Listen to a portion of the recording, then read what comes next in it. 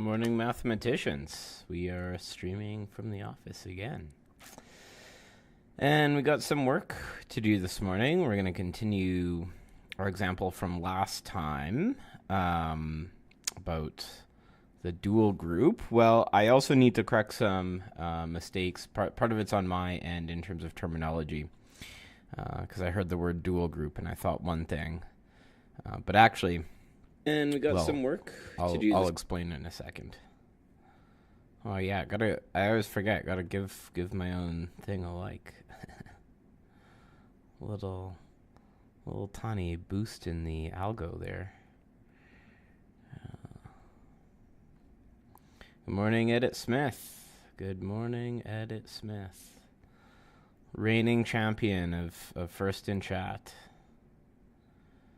I won't say undisputed because you were disputed briefly. But you made it back on top. Okay, so first let me clear up a little bit of terminology, and this is totally on me. So Paul Maurice, who asked the question yesterday, I believe he said the Langlands dual group. And that's actually a little bit different than, actually it's a lot of bit different than what I was talking about.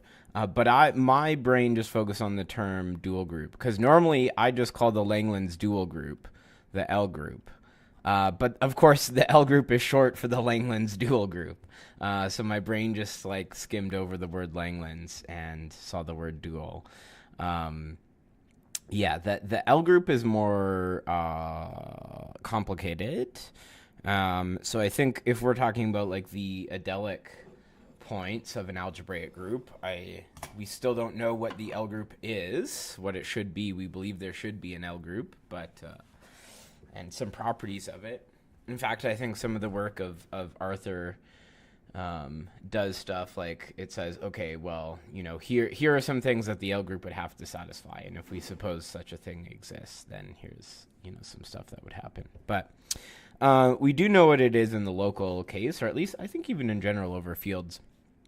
So it's just the story I began to tell yesterday is correct, but it's just this adds on a little more. So first there's just this, I don't even know what the right term to say is, the dual group in the root case. Best type of manifold. I don't know. I don't think about compact. I mean, how could you not love a compact manifold?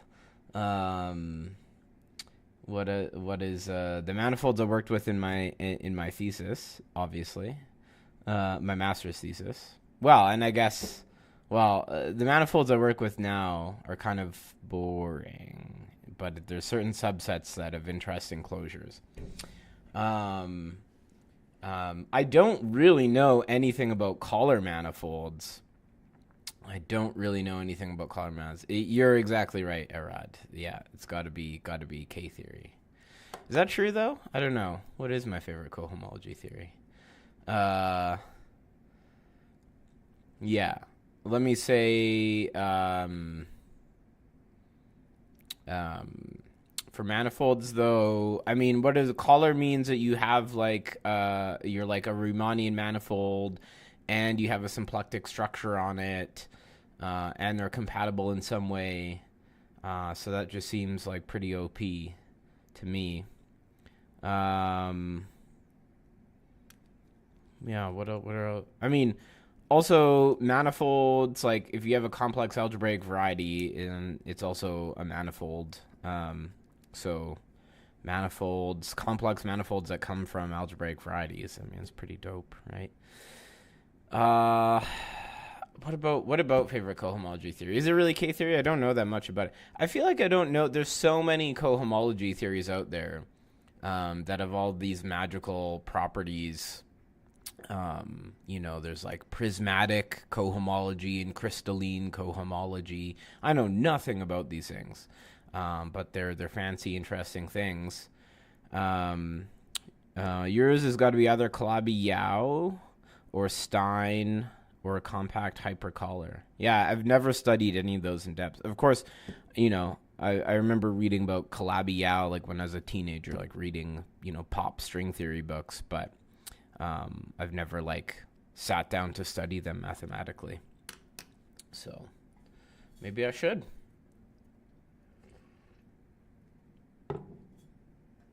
Yeah, cohomology, I feel like I just don't have any answer because I'm aware that there's so much out there about it that I don't know about interesting cohomology theories. That is just like any answer I give would seem like, asking a toddler like, "Oh, what's your favorite car?" And it's like, "I like my Hot Wheels." And then it's like, "Yeah, okay, I'm driving a Bugatti or whatever." Once found an online page listing like 800 cohomology theories, literally hundreds of them. Yeah. Yeah. Yeah. You hope at least some of those are interesting. At least some of them are interesting. I can guarantee that without even looking at it. Okay, so let's come back to the Langlands dual group or the L group. What is that? So we have our like linear algebraic group over some field. Any book recommendations for principal G bundles and homogeneous space stuff? I don't know if I have a book recommendation that focuses on those. Because like, well, depends what you want to do with it. Like anything I've needed about principal bundles, I just sort of pick up on the fly. Like a Char's book on perverse sheaves, for example. Really important book for my work, and that's where I learned. I like his definition of the equivariant derived category, and he has a very small section on principal bundles and homogeneous spaces, but it's like just enough to get that definition going. So I don't think I've ever picked up a book that's focused on the study of like principal G bundles. For a little while recently, now I've gotten busy. I was trying to learn about stacks to learn about the stacky perspective on like, the stack of principal G bundles. But, in preparation for gauge theory, yeah, I really can't help you, unfortunately. I'd love to learn about gauge theory, but so many hours in the day. Stein manifolds are the analytic equivalent to complex affine varieties. Oh, okay. All holomorphic vector bundles and coherent sheaves on them are isomorphic to the trivial ones. A vector bundle, holomorphic vector bundles are like the total space is a Stein manifold, is a trivial Stein manifold. That's interesting. Had a question. Recently started trying to learn some algebraic geometry, but for context, you don't know any algebraic geometry. Well, that makes sense that you would try and learn it. But your algebraic number theory and class field theory is pretty good. So if you just start reading Hartshorne, is it going to be hard? Yeah, look, Hartshorne's a classic, and you should like own it, and you should like go through the exercises. But is that really the best place to learn from? I don't know. There's so many more modern books. Ravi Vakil just made got a hard copy of his very, very wonderful notes. God, I need to buy it. I would go look at that.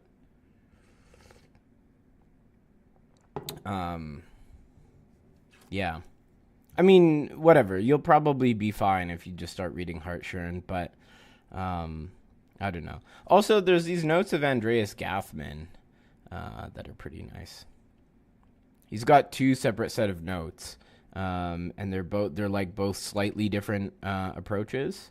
Yeah.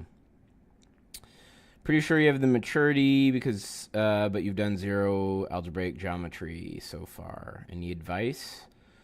Yeah, I mean, I would maybe like crack open a book as reference, like maybe Vakil's notes or something, and then maybe if you're into algebraic number theory, like it can help to ground things in a setting that you already know. So if you already know about algebraic number theory and like splitting of primes, like go look in the section of Neukirch where he starts getting all geometric. Kind of long and intimidating, yeah. Why, you don't think Hartshorn's long and intimidating? I mean, not as long, maybe. But Vakil's notes are also much more like, okay, like, don't read the section on spectral sequences in chapter 1. You don't need that right now. And I think he says about as much. And also, there's a lot of great exercises in there. And also, he tells you which exercises are like fun, but maybe not so essential, or essential, and like you absolutely have to do it. And he does a good job at like making you feel bad if you don't do exercises. So that's also important. The analytic equivalent of being affine is insanely hard to check, though. For something like GLNC, the best way to prove it's Stein is to start from the fact it's an open subvariety of an affine variety. Formally, Stein manifolds are holomorphically convex and holomorphically separable. When you said holomorphic vector bundles on a Stein manifold... Oh, sorry, the base space is the Stein manifold. I see. I meant it's a base space, not total space. Okay, then I'm not sure I understood your previous comment about... all holomorphic bundles, on them are isomorphic to the trivial ones. Oh, okay. Isn't that kind of boring? So these are contractible spaces, probably, right? Maybe not. If you're going to read Vakil, skip the first 200 pages or so with all the prereqs. Yeah, probably.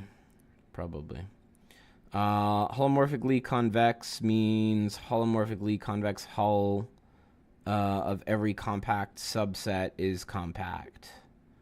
Okay. Holomorphically separable, it means that any 2 points can be separated by a holomorphic function. Makes sense. Ching Liu's book might also be good. Oh, hey. We've got a friend here. You're live on the internet. Oh, hi, internet.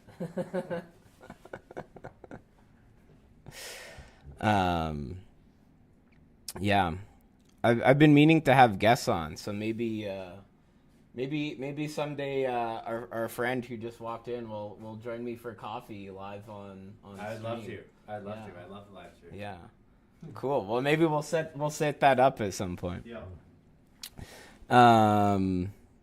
Yeah. Do you want me to close the door? Oh yeah, I have to print off exams. Okay.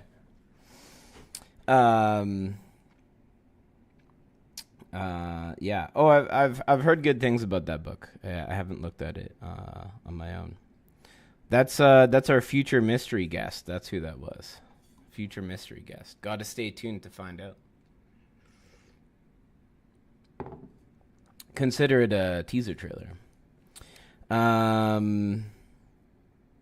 You found the list you mentioned, but chat blocks links. Oh yeah, I mean if you just type in like search terms, like terms that one can search.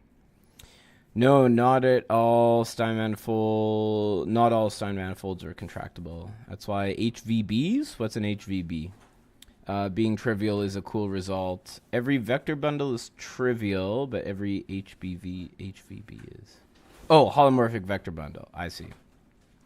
Yeah. A Riemann surface is Stein if and only if it's open. I'm not sure what it means for a Riemann surface to be open.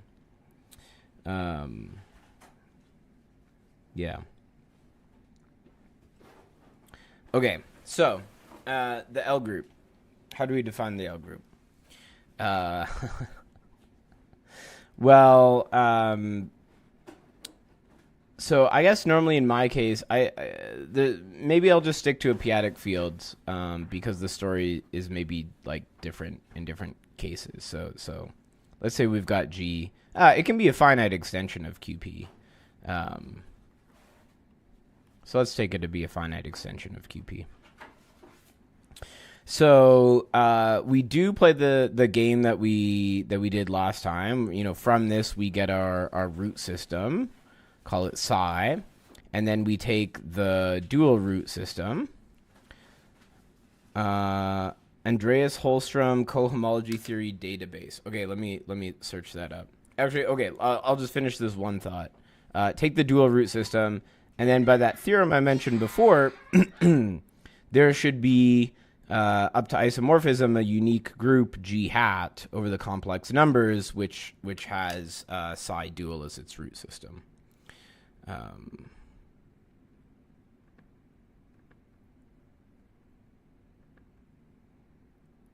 So let's look. Andreas Holmstrom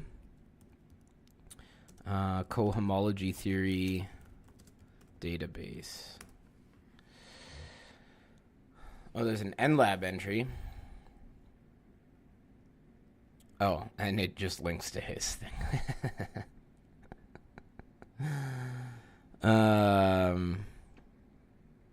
Ooh, it says I shouldn't trust this site.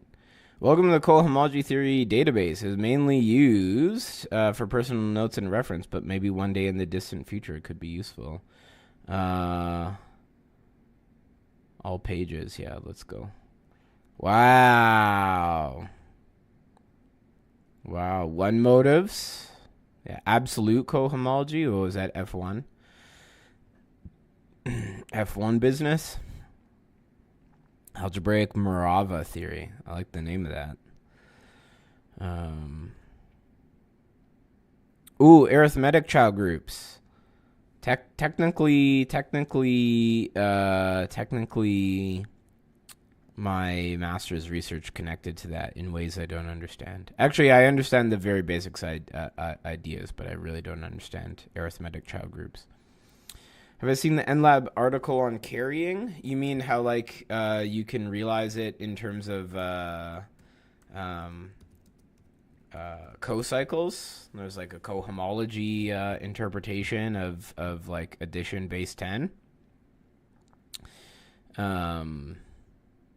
Because I did read an article a long time ago about that. Yeah. Maybe this is a thing to make a short about. I've been bad. I haven't uploaded a video in days. My dreams of becoming the next Mr. Beast are ruined. Could you imagine a world in which math got that popular and I would sell my own like math themed chocolate bars with like different theorems on the inside wrapper that you'd collect? Oh, that'd be the dream. Open manifold means boundaryless and no compact connected components. Oh, okay. For complex manifolds, you already have the boundaryless condition. Oh, thanks. I'm glad you enjoy my shorts. Yeah, I gotta make more. I have a whole list. I have a whole list of like ideas. I made this list, so I'm like, okay, as long as my list grows faster, then I make shorts. I can try and make one every day. But it does take energy to make shorts sometimes. Like I spend too much time on it sometimes. Yeah. Okay, so we've got our L group. Or we're trying to define the L group. We start with our field. We go over, we get the dual group. Now, there is, I'm about to give one definition, but there are technically several other definitions. Perhaps the most principled and best way to just be systematic about it is if GF is split,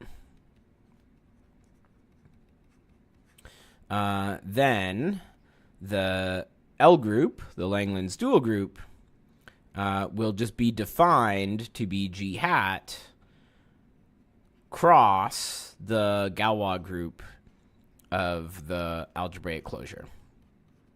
So that's just this.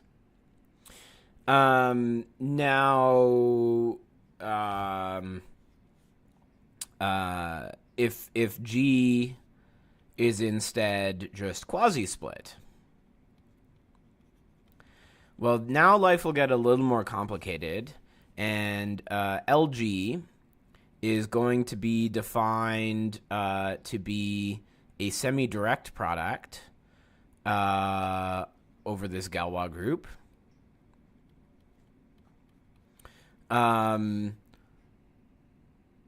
Now, I don't think I can explain it from memory. Do I still have Getz and Han open? I do. So it's in Getz and Han, the explanation. So and actually, here's where I was getting confused. Yesterday, I wrote that you need the base of the root system. You don't actually for what I was writing.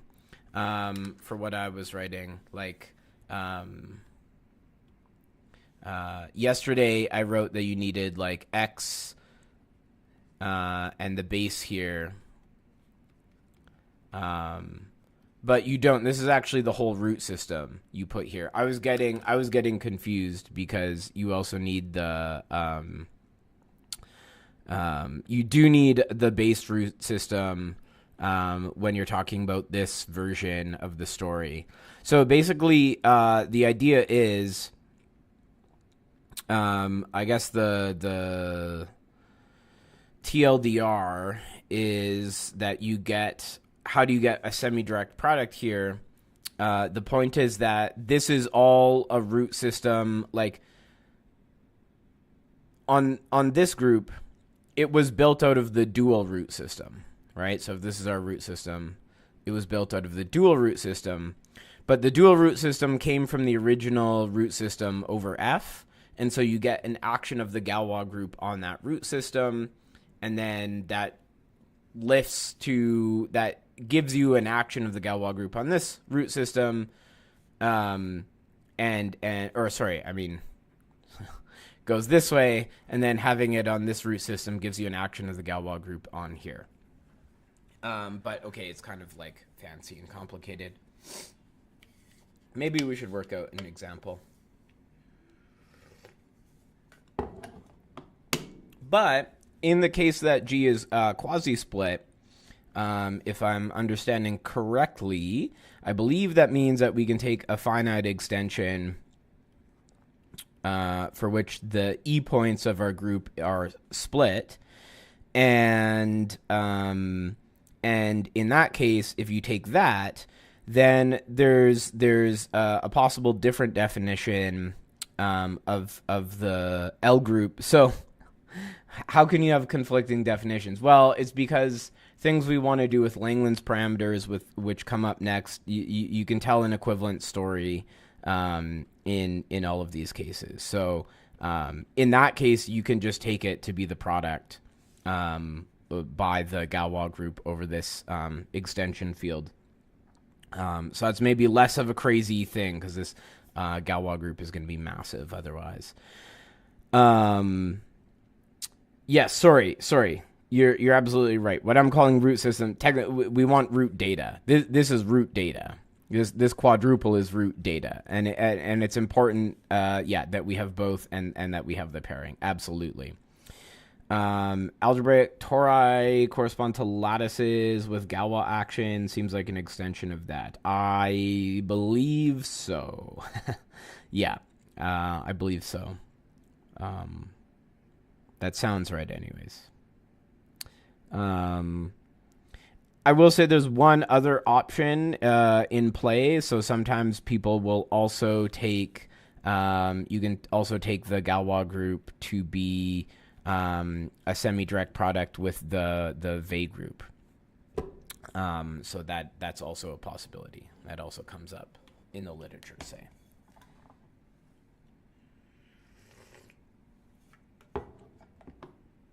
So, yeah. Okay, so with all of that in mind, I was hoping Paul Maurice hasn't showed up today. I was hoping he would. I'm correcting the errors of my ways. But so all of that to say is that technically the L group has this more complicated definition, at least if you're not working with a split algebraic group. But nonetheless, we still need to, this G hat is an important part of the story. And so if you remember yesterday, We worked out I made this claim that the dual of SL2, which is the same thing as SP2, is isomorphic to, should be PGL2. That should be the G hat. And PGL2, by the way, is SO3. So it's also consistent with the story I said about how the dual of sp2n is sp so2n plus 1 and vice versa. So we got our root system. So we had our torus sat like this. We had alpha was going to be the character that spit out t squared. And so our roots were alpha plus, alpha minus.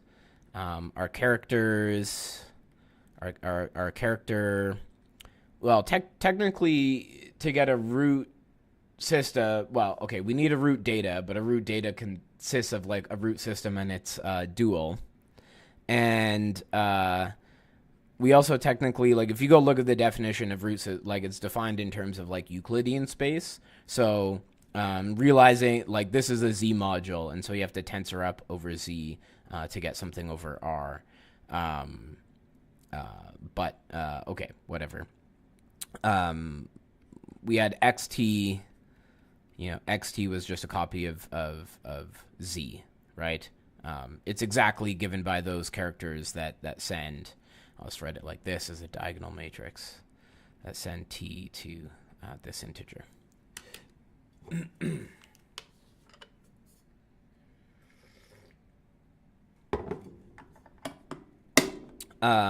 Dually, we found that the co-characters, well, we didn't find, I just told you, are also isomorphic with the integers in this way. And so we want to find our co-roots. And so the co-root of alpha should be the thing. I don't know which way. Sometimes people write the pairing this way. It doesn't really matter. You want the alpha check here or there. Alpha check should be the co-root. Alpha check should be the co-root that pairs with this to send it to 2. Where remember, so alpha check, we don't know what it is. So let's just say that alpha check, we're going to work out what it is, that it returns the diagonal matrix Tm T minus M. It should be whatever co-root where this integer is equal to 2. And remember, what was that integer? Well, that was going to be the integer so we want T2 that goes here, which is the result of first applying alpha check to T and then applying alpha. So alpha check becomes, oh, Paul Maurice, I'm glad you're here, because I've basically been spending all day to talking about I don't know if you're here at the beginning, but I realized that I maybe made some mistakes in terminology. I made a number of mistakes, but one, I realized you were probably talking about the L group, and you did in fact say Langland's dual group, and I was only talking about G hat yesterday, so I corrected, I updated some of the terminology. So can I not do some dual Dinkin diagram thingy to get these Langland's dual or some modifications? I don't know. Maybe you can do it. Well, I don't think it's just in terms of the Dinkin diagram, right? Because, it's not just a matter of the root system, because like the root system, like I guess both PGLN and SLN, like those should both give you type A root systems. But But where the correspondence comes in is the root data. So, and we're going to see that, for example, in a second, like it matters what your roots and your co-roots look like and the pairing between them. So that's an essential part of the data to uniquely construct your group. Like as another example, like GLN also has like a type N root system attached to it, but you know it's definitely not isomorphic to SLN.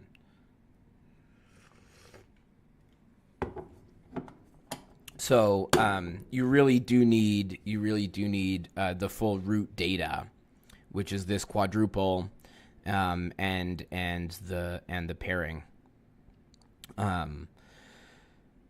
Yeah. So what you're most confused about is the more combinatorial interpretation of co-roots, like how they correspond to Bruja-Schubert cells. I do not know much about that. I don't know how they correspond to Bruja-Schubert or Schubert cells. Or have I seen that before? I don't know. I wonder if Paul Garrett has notes on that. Because I would also like to better understand. So this becomes this, and then applying alpha. Remember, alpha is the one that sends it to 2. So this should be T2M. And so what does that mean? That implies, of course, in this case, we want these to be equal for all T. It is only possible if M is equal to 2. 1. Right? So now we have, here is our root data. Our root data for SL2 is going to be Z. It's going to be alpha minus alpha check. Or sorry, God, what am I writing? Alpha minus alpha. So we can also think of this as just like writing 2 and minus 2. Z and alpha check minus alpha check.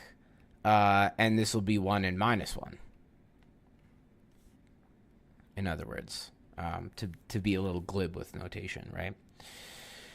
So, well, now, right? So what we're going to do is I'm basically just going to use the existence theorem, right? So the uniqueness theorem. So, like, I do phi check. That means I should get now a root system like this, or sorry, a root datum that looks something like this. And okay, you can go through the existence theorem and to try and like rigorously formally construct the group out of phi check. But that's probably not very fun. We also have the uniqueness theorem that says over the algebraically closed field, there's a unique group up to isomorphism with the given root data. So in order to simply verify that PGL2 is the dual, we need only just look at the root datum attached to PGL2 and see that it is given by this. And then that will allow us to confirm that that SL2 hat is PGL2C.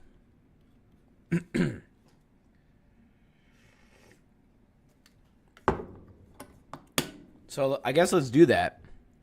I'm almost tempted. Let's see. Life might be easier with the fact that this should be SO3.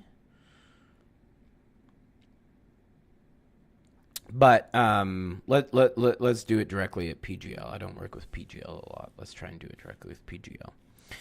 So how should the torus sit in PGL? Well, again, we might try and like write it down as some. Okay, I'm being very glib, very non-rigorous.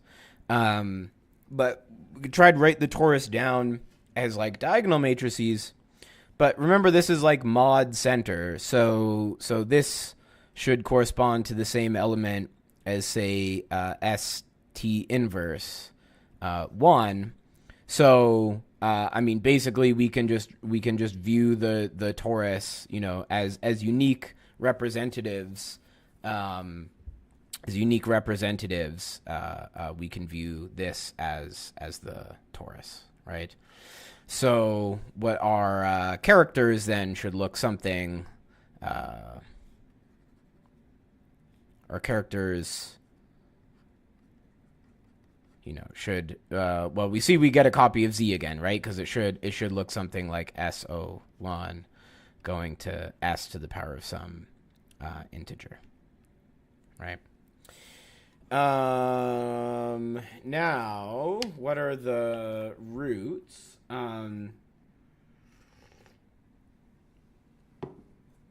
Well, again, the Lie algebra. Actually, I wonder if I should take a slightly different form.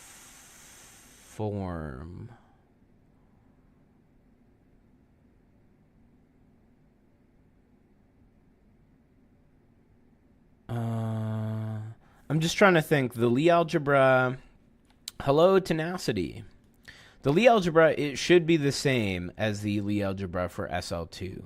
And so that makes me think maybe I do want to conceptualize the torus as like S inverse. That should also give us unique representatives.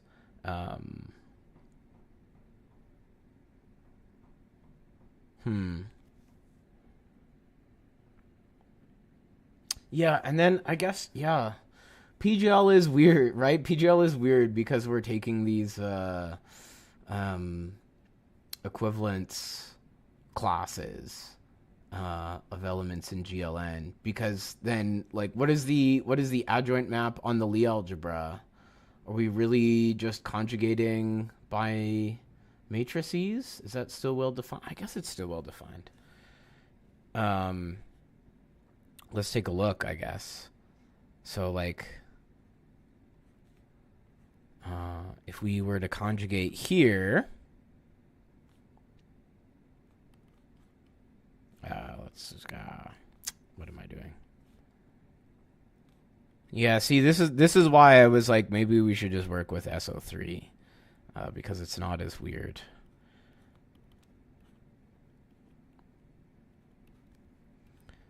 Zero, 1, 0, 0. But maybe things are going to work out. Yeah, because look, it just becomes times S, right? So in other words, we get, so this acts by, what am I going to, I'll call it beta. Hello from Princeton. Oh, we've got Princeton on the chat. Hello, AK. Hope you're doing well. How's it over on the East Coast right now? It's a beautiful day over here near the Rocky Mountains.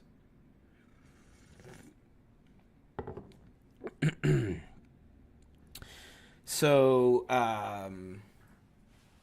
right? So, and that's exactly what we expected, because if we go up, right, we said, okay, well, when I swap these, when I take this dual root system, I expect to have my characters look like this, like 1 and minus 1. And indeed, that's what we just found, right? And I'll leave it to you to check that if you go add, acting on the lower one, I mean, as you can expect, we'll get like minus 1, or call it like minus beta. I mean, I'm writing this in additive notation, but I mean, S inverse will go here, right? So that's exactly what we expect.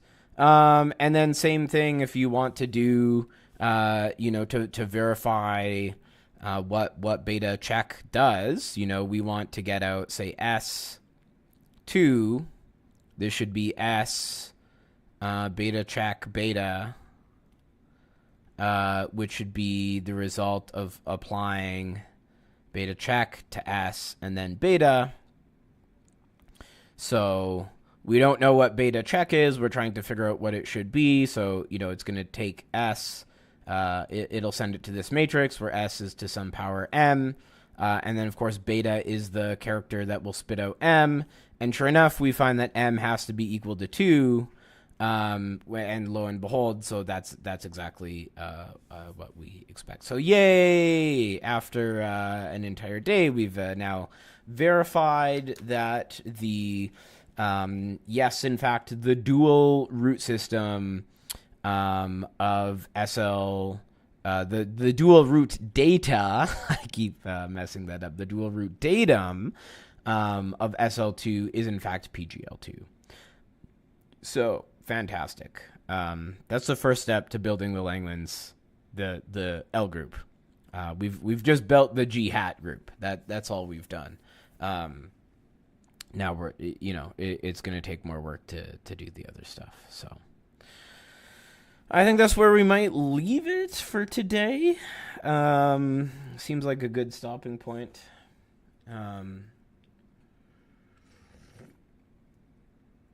Yeah.